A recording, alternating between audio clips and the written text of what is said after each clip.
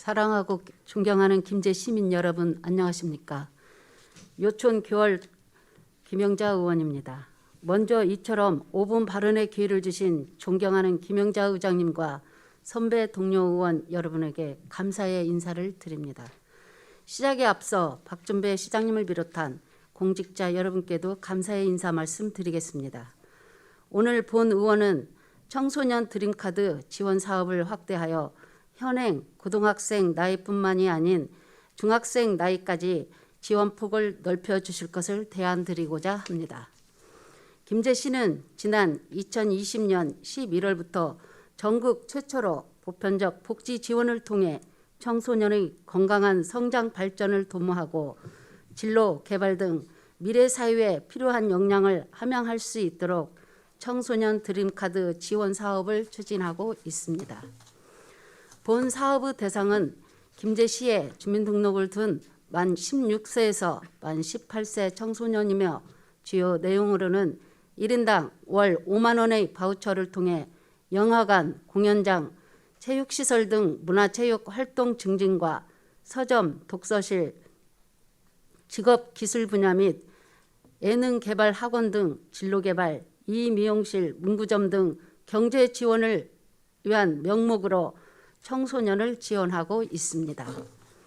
이러한 청소년 드림카드 지원 사업에 대한 호응도는 본 의원이 여러 시민들과 대화를 나눠본 결과 긍정적인 평가가 주를 이루고 있으며 전국 어느 기초단체보다 먼저 선제적으로 정책을 입안한 김제시의 대표적인 보편적 복지 지원의 한 사례로 자리매김하고 있다고 본 의원은 판단하고 있습니다.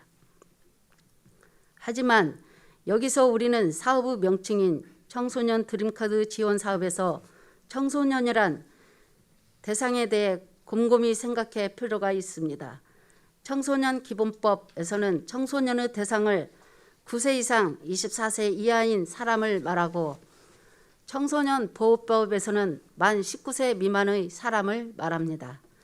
이러한 법규적인 청소년의 나이를 떠나서 우리가 사회 통념적 개념으로 볼 때 청소년이란 현행 중학교, 고등학생인 나이인 만 13세에서 만 18세인 사람을 의미한다는데 대부분 동의하실 것입니다. 하지만 현재 청소년 드림카드 지원 사업 대상자의 나이는 어떻습니까? 본 사업은 현행 고등학생 나이인 만 16세에서 18세까지로만 대상자를 한정하고 있습니다. 이는 앞서 말씀드린 사회 통념적인 청소년 나이와 배치되는 결과입니다. 만 16세에서 18세 때의 문화체육 활동 증진, 진로개발, 경제적 지원의 중요성만큼 만 13세에서 15세 나이 때 역시 인문계열, 실업계열, 고등학교 진학 선택을 위한 진로개발, 2차 성징에 따른 문화적, 사회적 정서 함양 및 신체 활동이 필요한 나이라는 것을 여기 계신 대다수가 동의하실 것이라 생각합니다. 이에 본 의원은 김제시 집행부에 청소년 드림카드 지원 사업 대상을 기존 만 16세에서 18세까지를 만 13세에서 18세까지로 넓혀주실 것을 제안드리는 바입니다.